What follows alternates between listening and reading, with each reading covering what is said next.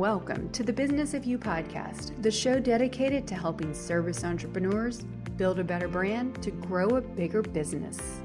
I'm your host, Michelle Griffin, and I'm here each week empowering you to put yourself out there, sharing actionable tips and inspiring stories so you can create your personal brand, grow your dream business, and build your future, all while making more income and more impact doing exactly what you love. I'm super excited you're here. Now let's get going with today's show.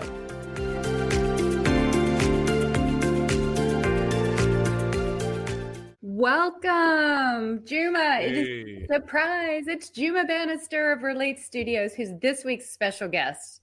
And I am so excited to welcome you. How are you doing today? It's great. It's great to be here. I have to say, your intro music is very groovy. It's very groovy. I love it.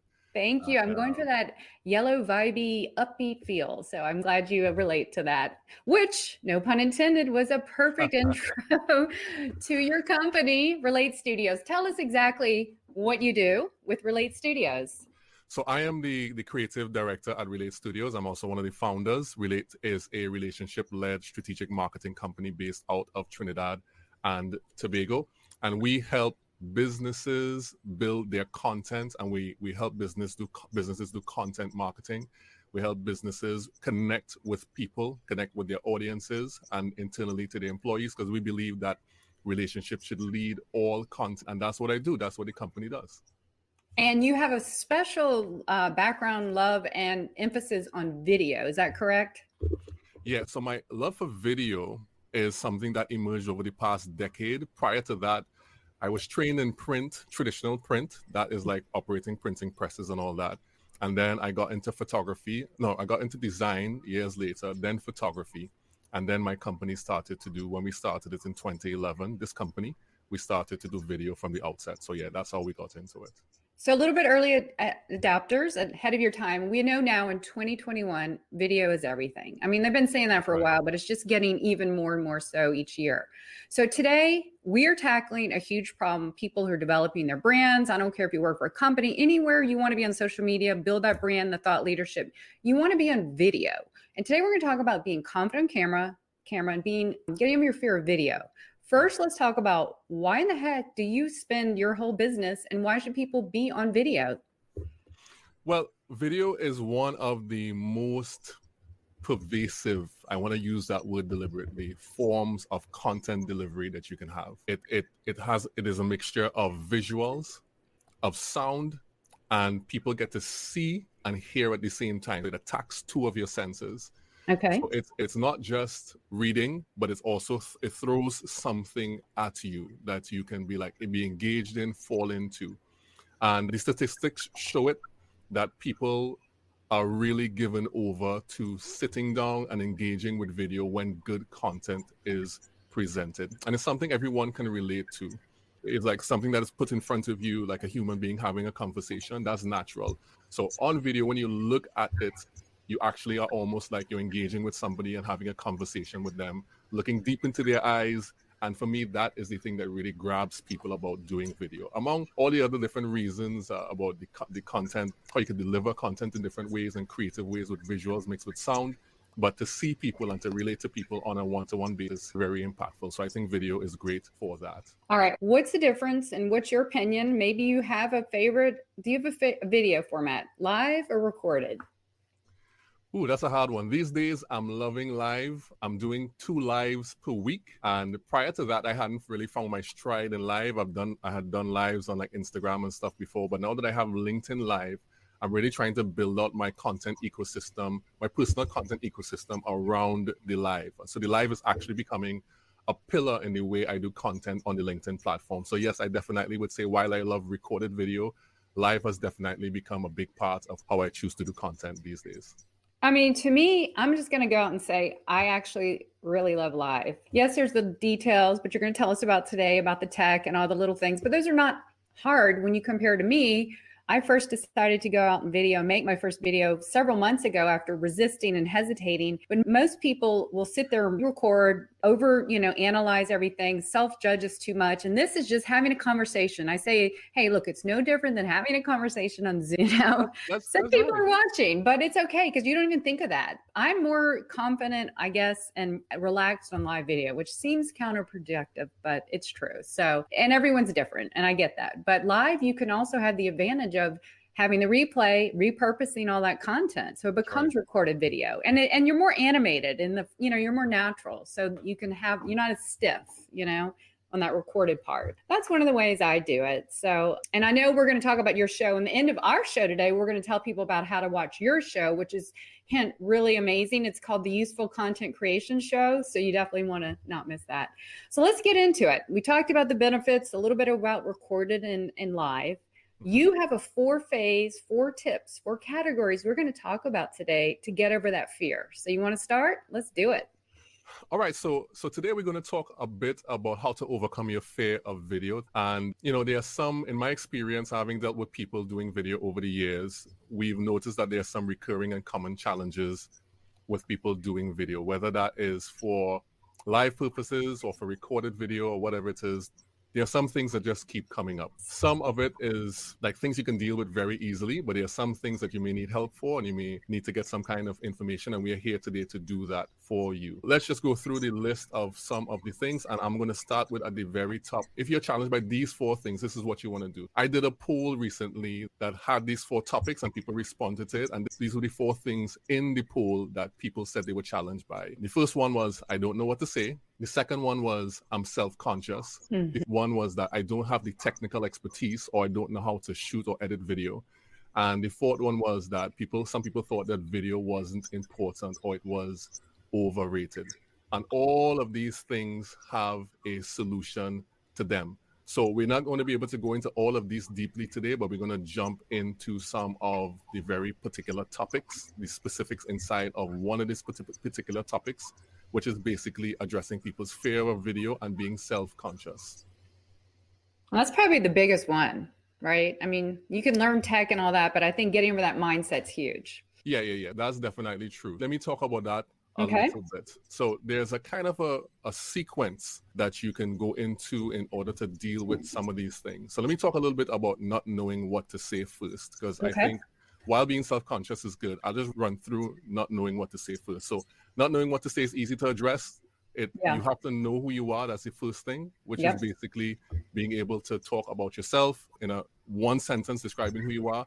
You have to know who you serve. You have to know how you serve them. And then you get to know what to say. And of course, after that, you can then now decide what kind of content you want to use to say that particular thing. Right?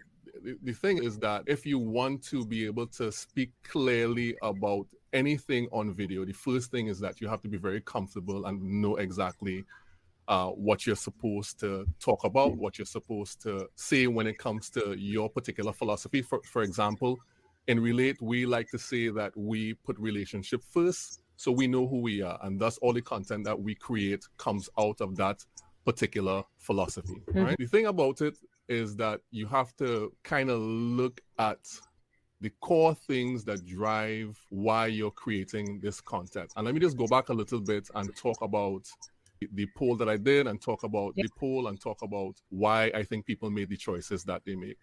Okay. Right? So in the poll I asked, I'm not doing video because, and people responded by saying, mostly they said that they didn't know what to say.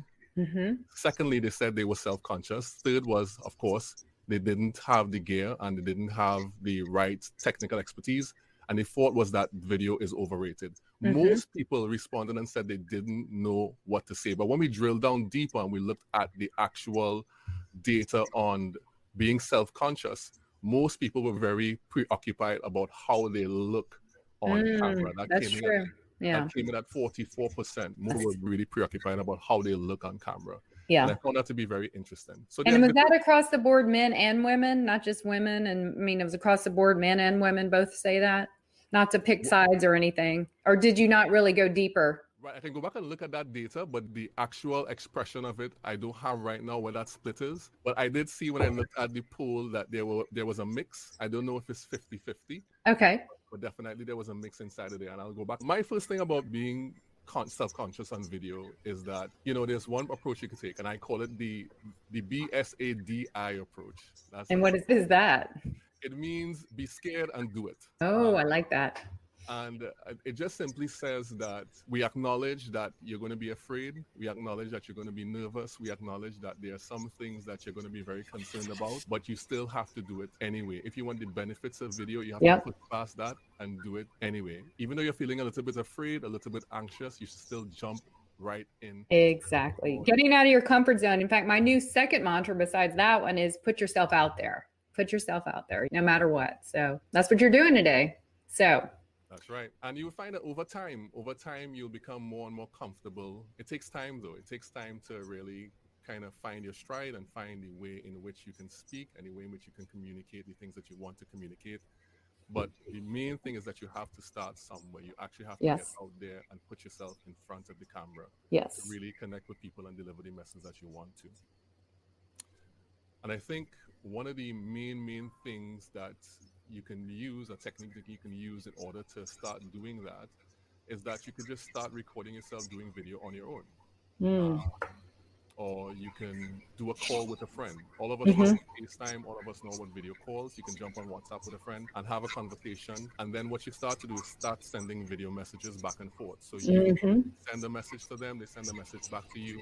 And then what you want to upgrade to is that you want to ask a question. And then when you ask the question, they will say, well, I want to know the answer. And then what you do is that you answer the question. Okay. Now, imagine doing that same sequence on your Facebook page, your LinkedIn page, wherever you want your content to appear. You are asking a question and you are answering the question at the same time. Okay. And one easy way for you to begin to share content with people, that you don't necessarily have to come with all of this information in the first instance. You just want to ask a question that you know the answer to and then answer that question. And then like what, like a minute or something? Just nothing long. Okay. Nothing very long. You know, I have one video on my LinkedIn profile that is 10 seconds long. Really? What can you say in 10 seconds? Like, what did you do? What was it? So, well, that particular video is really specialized. It wasn't a video with me speaking in it. It was a video showing me doing stuff. So I didn't talk. I was just demonstrating something. And it was really a fun video. So, and the video could have been a minute long, but I edited down all the way to 10 seconds long.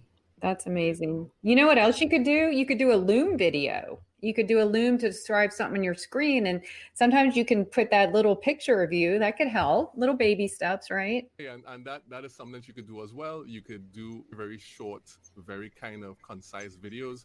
I think someone who came on, who did their first video recently, they just came on and said shakily that, guys, this is my first video and I'm putting myself out there. And, you know, thank you so much for looking at my video. And that was it. Yeah, that's great. That was it. And the support started flooding in. I jumped on, I commented, and I said, this is a great effort for your first video. Well done. You know, and everybody, there were comments and comments and comments of encouragement. And I think that people often think when they put their video out there, they're going to get judged upon how they sound and how they look, but it's never really as bad as you think, especially for LinkedIn. It's a really loving community. It's a really supportive community. And you will get supported in what you're going to do. I was going to say the same thing. In fact, when I did mine, which I can link to in the show notes on this, I said in my video, hey, this is my first one. I'm just doing it. It was after one of our personal branding clubhouse on video. And I just did it without thinking. And then you guys can either make your own little label or put a sticker or something that says my first video. And it's even a hashtag. And people are be even more supportive than normal, right? And give you that confidence you need to keep doing it. So I agree. And I think that's a big part of being confident to put out any content, including video, is that you have to surround yourself with a particular type of community. Exactly. You don't want to be alone. You want to be able to speak to people who can really give you good feedback and not just tell you what is good, but also get into your DMs. And I have a process for this. Oh, we'll have to unpack that another time if that's not part of today. But yeah, that's interesting. I have a process for how you go in and you tell people about things. But the main thing is that having that supportive community is very, very important.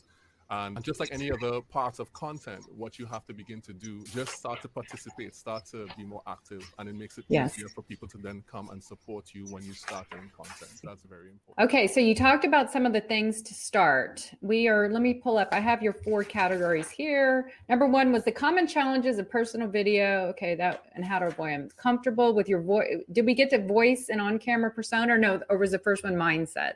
Let me talk about your voice and your on-camera persona a Yes. little bit. So it's interesting. When I did the poll, one of my good connections, Robert Berry, he said that he's still self-conscious about being on video for a few reasons. So I asked him why, and he said, well, could you share? He said, well, I hate my voice.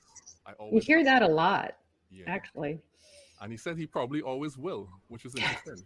But the thing that he said that was key and I think was really great is that he said, but I think my message is more important than my insecurity.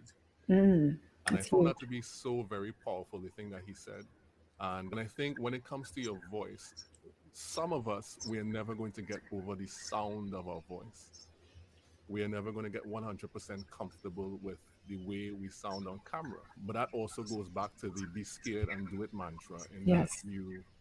even though you're not 100% comfortable with how you sound, you know what you have to deliver, that it has value and that it will impact people in a particular way. And that if you put that before just the sound of your voice, then you are able to push past it. Now, of course, there are some people who want to improve the sound of their voice or who want to have a different tone. And in that case, you can get professional help from a voice coach. So I have a very good connection who's a voice coach. His name is Daya Otley. He's a voice communication coach. And what he does is that he helps people find their voice so they can own the room. He deals with voice modulation, intonation, expression, and emotion. Okay. And the reason I can talk about this is because I did something with him and it was amazing.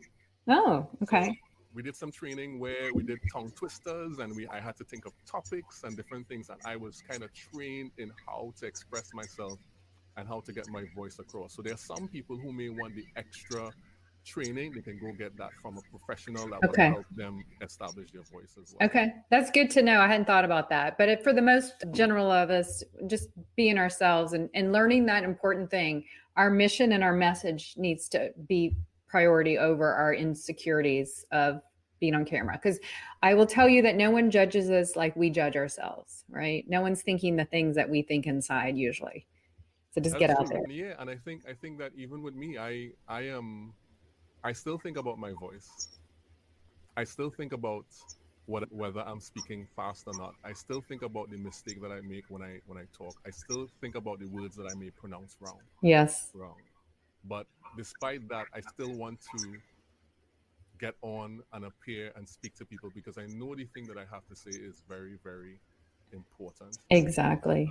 And I think that that's part of building your confidence. So if you are not confident in the physical things or the natural things, how you sound, be confident in the thing that you have to communicate. And that is very, very Okay. important. All right, that's important. So be ourselves, get over it. Our mission's bigger than our insecurities. And then if we really want to get on it, there's professional help. Good to know. That's important to know too. So any other tips about the confident part, about the look and this? I think you're going to get into the visuals now, right? About confidence and visuals. Well, let me just say that also another thing that you can do is that, and let me talk a little bit about how people look on camera as well. I'm going to give a couple of practical tips about that. But the first thing is that when people look better, they feel better, and then they're more confident, which is true. When you put on something good, you look good, you feel better about yourself, and then you're able to speak and talk and communicate and interact better. And that is very, very true. And so, for example, what I do for me is that I love, of course, the color red. Yes. Which is kind of obvious by now with all this red surrounding me. And I'm like that with yellow. So I've got on my yellow. So, and that makes it easy when you have a brand color. You just show up in that color, right? Kind of, it's your trademark. It does. And what I've done is I've literally made a on-camera uniform. Yeah, so I have like 2 of the same shirts and another one that is very similar, and I just rotate them. Or the only thing I use them for is to appear on camera. I don't wear them anywhere else. And that makes it much easier. It takes away decision fatigue. I can just jump in the shirt and make the video that I want to. And then people get accustomed seeing me. It helps build the brand. And yeah, and it's very good in terms of communicating the thing that I want to communicate. That's true, because your profile has red in it, your LinkedIn profile, and mine has yellow. So we're just continually making that consistent across the board. So when in doubt, pick a brand color and go with that color. That's the simplest form of appearance for branding, at least. That's right. And on a practical level, lighting is important. Your camera angle is important. Whether you hold the camera high or low, always looking at the camera lens is important. All those different little tricks, very useful. Can you tell them about, because I've made this mistake, and I think I told you in my last week's live, I've since put my laptop up. Can you tell people about the trick about not looking at the person if you're doing an interview like this, or when you're looking at the lens on your camera versus the screen? All right, so I know the people who are only hearing us will not be able to see this. True. I'll try and describe it. Okay. So right now, I am looking directly at my camera. Right? There's no screen there. I'm looking directly at my camera. And it's important that you look directly at the lens, because then you will be making eye contact with the people who are looking at the video. Very true. Yes. I'm doing the same now too. But if I look down, I don't know, you can probably tell a little bit. For those who are listening on audio, I think my eyes are going down, about an inch or two? So there's a big difference there. Yeah. So even when you're on screen right now with me, but I have you on screen across here. So everybody will know I'm looking across to my left and a little bit down. So even though I'm seeing you right now, I'm not looking into the lens. But if interesting. I turn my eyes back into the lens, totally. Okay. it's much easier for me to communicate with, right? And so that's important. And I already covered lighting. I mean, I could really go deep into lighting, but we're not going to do that today. Well, maybe you can give us some suggestions for those who are watching and want to come back in the replay and watch it, and for audio and the show notes, because this will be a part of my podcast for those of you which launched July 1st. Do you have some suggested entry-level gear that people might start with that you could point us to, or that we could put in later? Yeah, the easiest entry-level gear for lighting is your window. Okay, that's easy. It's your window, and let me tell you why. Your window really produces excellent light because of the type of angle that it will cause the light to come in. And if you have nice curtains as well, it automatically diffuses the light. Okay. And so one of the easiest things to do to get good light is to just shoot the video facing the window, facing outside. Okay.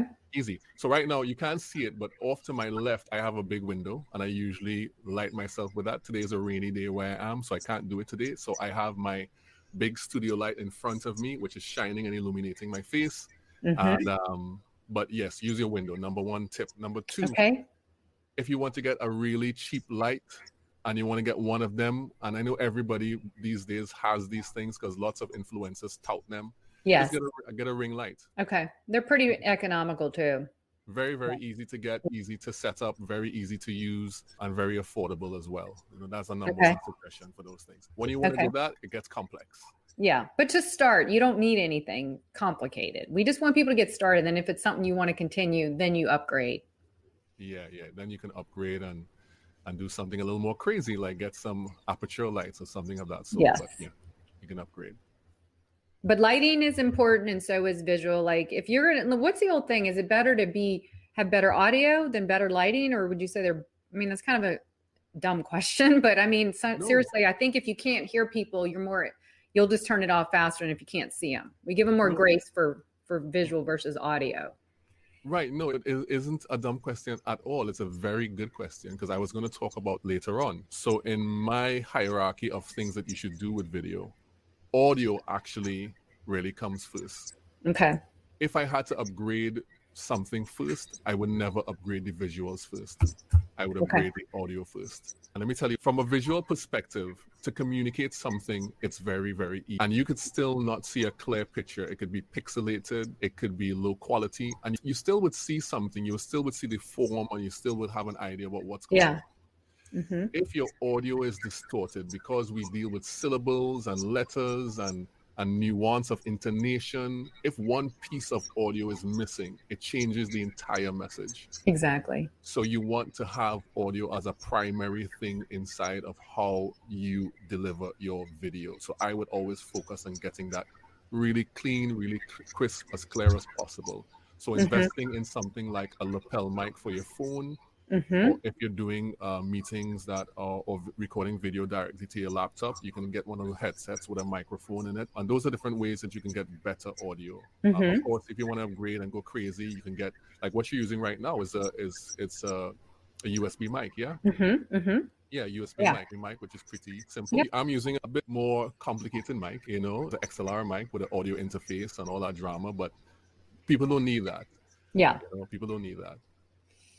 No, there's so many levels. So yeah, we are so lucky now. There's anything you need at any price point. So just start at the best level you can, but have good audio. So that's a great tip. Let's go to the fourth one about content creation now, because that's huge. What do I say? I have no idea what to say is what I hear a lot. I see it even in writing, but especially on video, because you don't want to get on camera, you know, not look the pro you are. So tell us some of the tips you recommend on video. All right, so for content creation, it's pretty simple. I explained earlier on that my main platform or my main piece of content or my main pillar content was going to be my live show. And I was going to take content out of that and begin to build around it. Now, I was trying to explain it before and it was kind of complex, but let me try and simplify it now. Okay, so what I would say is this. What are you good at?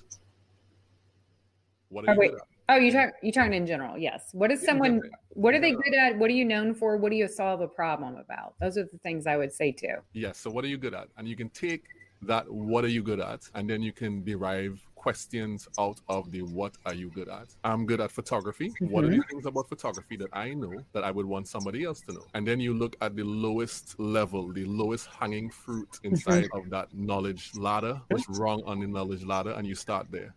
Okay. And then you start to build your way up. Now, depending on your audience and who you want to speak to, you might want to come in at a different level on that knowledge ladder, because at the very top, it's like expert stuff that people who are in the industry for a long time will know. At the very bottom are things that even a 5-year-old could comprehend if they're told in the right way.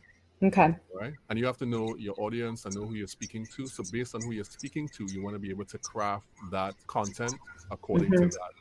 So you find something that you're very good at, and you focus on the thing inside of that will communicate to people the easiest. And then you start to build your content off of that. They're having in relation to what you do and the problem they're having, you know, the industry, the actual level is a good point. And I always like to recommend having content themes or pillars to keep you in the context of things so you never run out. So those are good things. And I think you said earlier, having a question video, someone, you know, you'll come out and say, what are the 3 things that blah, blah, blah, and then you answer them. And that's just a quick little meat of it. And what are some of the things, though, that you see? I'm not jumping ahead here, but in relation to like a 1-minute video, do people need to come and say, hi, I'm Michelle and I'm this? Wouldn't it make the most sense you ask the question in the audience and then answer it? Well, first of all, you don't jump on the video and just say, hi, Michelle. Yeah, let me explain why. It's good to introduce yourself. It's good to say your name. And some people have different ways of doing their personal video, but you don't really want to start off by introducing yourself, because then it becomes about you. A lot of my videos, I introduce myself and say my name. I say, hi, good morning or good evening or whatever, Juma here, right? But that is after people have seen the title of the video. Yes. So the title comes on, takes up the entire screen, takes front center stage. So people know what I'm going to talk to them about. They know what problem I'm going to try to solve in this video. Yes. They know my focus of the video. So they're not confused as to whether or not I'm going to talk about something that's relevant to them. You give them a reason to watch it, because in our, you know, quick age, you know, you got to have something to grab that attention right away. So a title page is important with the context. And that serves as your hook. That serves as the thing that will entice people to get into the video even deeper. Exactly. So you want to, that has to be very succinct, very clear. That has to be very much plain language. And there are 3 ways that I like to do it. There are many ways that you can do it, but there are 3 ways that I like to do it. The first way is I like to ask a how-to question. Okay. How to light yourself with 1 light bulb. That's a question that I would have, something I would have said. How to light yourself with 1 light bulb. Okay. Or you could ask a question. Is lighting yourself with 1 light bulb possible? Let me tell you how. Yeah. Okay. Very good. Do that. Or you could make a provoking statement. You could say, you can look better lighting yourself with one light bulb. People will be like, what? I can? Tell me more. Tell Yeah. me more. Let me It's go see it. intriguing. Yes. Yeah. So those are the three ways I like to make my hooks and my titles. Okay. So that it covers those three areas. So Okay. you could number one, do on how to. How Number to? two, ask a question. And number three, make a provoking statement. So Those are- how to, you show, ask a question, you answer, and provoking statement, you prove. Okay. So those Great. things go together. That's super easy. If we just follow those three, you would never get lost for content. You can just keep rotating that. And people are attention is everything now. So capturing that attention and keeping it by those three, they want to just get to the point. That's lovely. I love that. Those are great. So that's a great takeaway. Well, let me ask you this, because we could talk about this for hours, and I always like to keep my shows pretty quick because I know people are busy and I try to respect their time and attention. Yes. What if I'm going to jump into your three takeaways and your other stuff real quick, but what is do you have a preferred video editing software to add all those captions and things? Is there one you like and think it's the best to start with? Yes, I do. I have one I use, and people would have heard about this. I use Descript. Yes, I love Descript. Such a fan. That is a popular one. I only discovered that this year, and it's been it has revolutionized the way it does.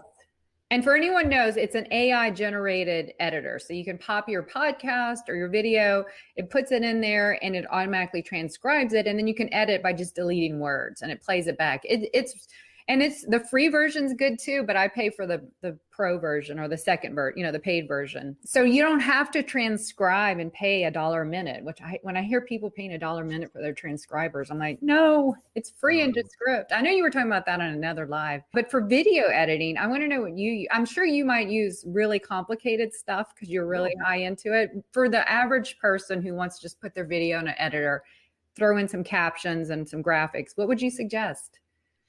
Well, I mean, there are many ways you can do it. Descript does that as well. I edit all my videos in Descript, but I mean, you can use some apps like Clips, which is like an iOS application. Okay. That you can literally edit clip for clip in that that's one way you could do it. Of course, there's about Capwing. I use Capwing too, and I actually pay for the paid version because I can never get my videos. You have to get them under a certain limit for the free version. But if you can, my 1 minute word, I think it's the size, not the length of time. But anyway, It's great. It's super easy, and they transcribe it on AI. So the two ones I would suggest are Descript and Capwing. There's others, but those are the ones I use, and I really think they're user friendly, and that's what I'm about. So those are really good, and I'll put those in the show notes for the live and our podcast when it launches soon. You've been so helpful. The amount of things that you have dropped today, I mean, we could have a whole course on this and talk for hours. But I want to ask you, as we near our time together, which we're going a little over, so I'm sorry, everyone, if you're still watching. I promise you we're going to have some even greater tips. The 3 top takeaways. If you were going to tell me, if we're leaving here today, what are the 3 things you want people to know about being camera confident and getting over that fear on video? I would go back to say, number 1, be afraid, but do it. The fear is probably never going to completely go away as you go higher in your ability to deliver content and to do new videos. There's still going to be some residual nervousness and fear, but still do it. That's the number 1 thing I would say. Number 2, set up a system for yourself that is repeatable, that is fixed. So know where you're going to record videos, know your lighting. You might even want to go as far as knowing the time of day that you want to do your videos. And doing that would take away all the stress of the figuring things out, because a big part of the stress of doing videos is the setup. Is how am I going to do this? So if you know that you're going to do it in this particular way all the time, you can focus on actually delivering the video and not focus on so much of how you look or how you feel type of thing. Okay, great tips. And the third thing I would say is that when you are actually delivering your video, know that you have something valuable to say. Know that the thing that you're saying, that people want to hear it.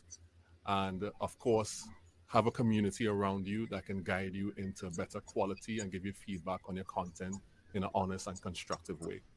Exactly. Oh, I couldn't have said it better myself. Those are amazing. Thank you so much, Juma. So for those who, I forgot to ask you this. This is something I ask in my podcast, and we ask in the live too, because I always find some nugget of goodness.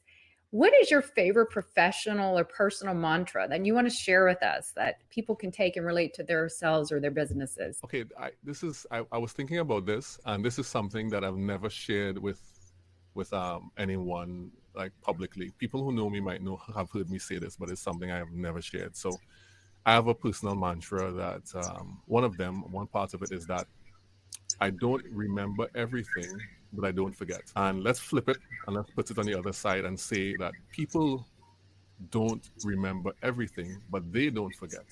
Ooh, yeah. And when it comes to your personal brand, you have to know people will not remember the date when they meet you. They might not remember your name. They might not remember your business name. But what they don't forget is how you treated them, how you made them feel, and how you impacted them. You say that guy or that lady or that person really had an impact on me. And so that's my personal thing that I carry with me all the time. Thank you for sharing that. So fitting for today on camera. So fitting for this show, The Business of You, about personal branding, thought leadership to make an impact. So you get noticed, get known, get results. Yeah. Well, I thank you today. Real quick, if someone's looking for you, wanting to know more about you, where can they find you?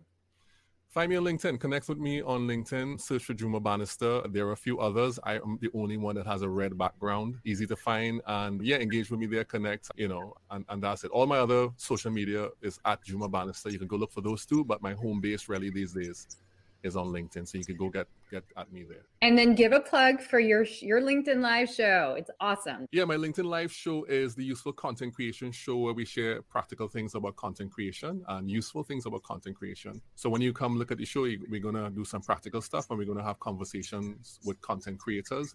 It's usually, and it has been, at 9:30 p.m. AST every Thursday, live on LinkedIn. All right. And he's got a really cool intro video. So check that out. Well, Juma, thank you so much. You have been so helpful. You have given me we met 6 months or so ago on LinkedIn, and you've been so supportive on my video journey and everyone else's, and we appreciate you. So I just want to thank you. And I want to thank everyone. I am here every week with a subject matter guest or expert sharing their stories and their tips to help you build your personal brand and thought leadership. So you get noticed, you get known, and you get the results you need. So again, thank you so much today, and I look forward to seeing you back here next week.